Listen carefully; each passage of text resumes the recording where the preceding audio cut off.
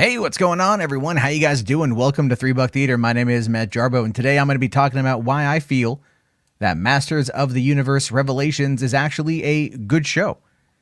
Let me start off by saying that I am fully aware of the people who are out there attempting to besmirch the good name of not only Kevin Smith, but Netflix, Mattel, and this show all at the same time. And there have been a lot of very crazy over-the-top takes that I have seen that I have to just really chuckle at, because it goes to show you that a lot of this is simply performative. It's not real. It's designed to keep you, the viewer, confused and angry and ignorant.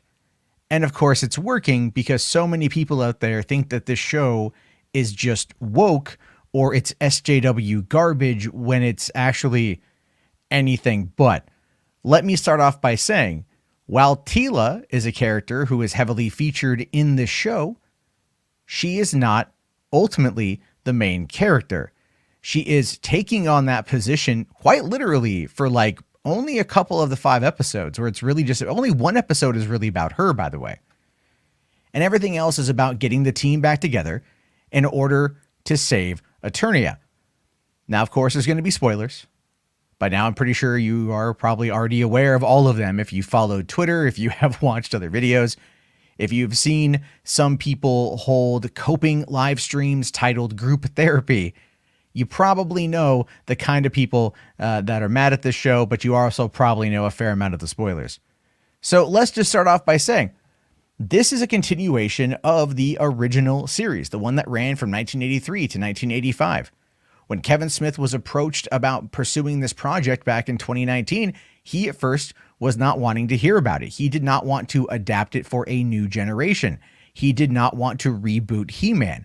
But when he was approached by the guy who runs Mattel, at least one of the divisions, I think, this guy named Rob, I forget the guy's last name, but this guy had been writing He-Man comics over at DC for the past couple years. So this guy lived and breathed He-Man, and he had forgotten more about Masters of the Universe than you or I will probably ever truly know about the franchise and its lore.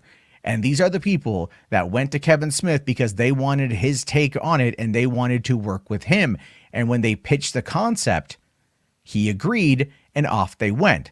And in fact, if you listen to the way Kevin actually describes the process, quite a bit of it was actually pretty much on rails, because anything he wanted to do would have to go through, quite frankly, very diehard, hardcore Motu fans who would then make sure that the thing was done correctly. And that's exactly what happened. There are people out there that are trying to really usurp a narrative that doesn't make any sense when you watch it in the context of its original setting, as well as this being ultimately a spiritual successor to the original cartoon. This is not a direct one-to-one continuation because they simply don't have the rights. And let's be fair, it's been almost 40 years since the show ended. It's probably for the best to update the animation, and that's exactly what happened. Never mind the amazing talent that was into the show, the casting of Sarah Michelle Gellar and Liam Cunningham and Alicia Silverstone and Diedrich Bader and Lena Headey, of course, Mark Hamill. There are so many good voice actors in this show, and that give extremely good, nuanced performances for these characters that by the end of the 5 episodes, I would argue that if you were actually paying attention, you're pretty well invested into what's going on. And at the very end of the last episode, my jaw did in fact hit the floor because I was not expecting that twist cliffhanger ending. And by the way, just to confirm, just to make it clear, just to let you guys know, the ending of this first 5 episodes is not the ending of the first season. This is the mid-season break, which means that the next 5 episodes are going to be coming sometime later on this year. They are currently putting the finishing touches on those right now, and it will be ready to go when it's ready to go. And you'll be able to then find out what happened with Prince Adam and Skeletor, or now Skelegod, and to see exactly how the show does wrap itself up. Now, I do want to talk about, for one, the whole issue about Teela being the main character. I did kind of briefly touch upon that, but let me talk about why that's not the case. He-Man is the main character of the show. He-Man will always be the main character. of this franchise. The first 5 episodes of the show culminating in the final battle for Grayskull, in which case He-Man had to sacrifice himself in order to not only stop Skeletor, but in his mind at the time, save Eternia. Left the world in ruin, left the world in an eventual chaos, Eternia being the center of the universe and the source of magic, is now going to be going away. Magic was cut off, magic is dying, and therefore other worlds are dying, and eventually Eternia will die. So it makes sense that Teela, who would have been the second in command, his best friend, who did feel betrayed at not knowing who he was. And that's another thing too. Her character arc for why she stormed away made perfect sense. She was at the happiest day of her life. She was going to be promoted. There was an attack on Grayskull. She had to go out there and save it. She finds out that He-Man is Prince Adam. She didn't know the story. She watches her best friend literally get eviscerated in a sacrificial move that would save everybody and stop the ultimate villain, Skeletor. She does all of those things only to come back and find out that it's true, that he is He-Man, that it was held from her, and she was upset. And she felt lost and she felt betrayed. And so she left. My God, the character had emotions. A lot had happened. And she, you could argue, overreacted. That might be one way. But then again, so did He-Man's dad when he cast out Duncan. All right. People were high on emotion. They were finding out things they didn't know before. They felt lied to and they felt betrayed and they overreacted. My God. Have we never been in a situations where our emotion actually overtook any sense of logic and reason? Yeah, I have. I guarantee you a lot of the people who are upset at this show, like Tom Connor from Midnight's Edge, who literally got so mad on a live stream that he tore up a Kevin Smith poster right there in a fit of rage, like he was Sinead O'Connor over there on SNL, you know, calling out the Pope and stuff. Not the best analogy, but still, it was a very interesting move. Sinead actually had a point. Tom was just being a bitch. Both were bald, though, so that's kind of fascinating. But when you think about it, Teela and her absence makes a lot of sense. Everyone kind of went their own way. Shit just kind of broke apart, as sometimes can happen in these particular scenarios. And so from there, the team had to get back together. All of a sudden, Evil-Lyn is working with the Sorceress. She's all of a sudden working for the good guys. And it's like, wow, that's an interesting revelation that Evil-Lyn is also lost because her purpose was to work with Skeletor, and that was something that she was realizing was a bit of a false promise, a bit of a false purpose, that she was simply being played by him, and now she had to go back and find her own way. And who knew that the emotional core of the show would effectively be her conversations with Orko while they were in Subternia about what it is to be useful, about what it is to be a magic user and why they feel the way that they feel. And then also Orko's connection with Andra when he was talking about having her write down all of her adventures in a notebook, because the older you get, the more you're going to forget. And these are the only memories you're going to have outside of your friends. And it was really just a nice message about getting older and dealing with degenerative memory and all of the things we experience, and how in his mind, that's how he viewed it.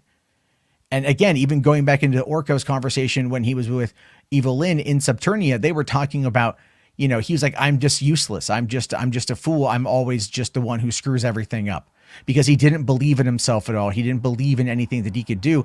And she ultimately helped him come to a point where he did believe in himself, because they found a way to connect with one another and really have this bond. So much so that when he did sacrifice himself and then they went and they put up the gravestone for him, Evil-Lyn put down her helmet. She took off her helmet.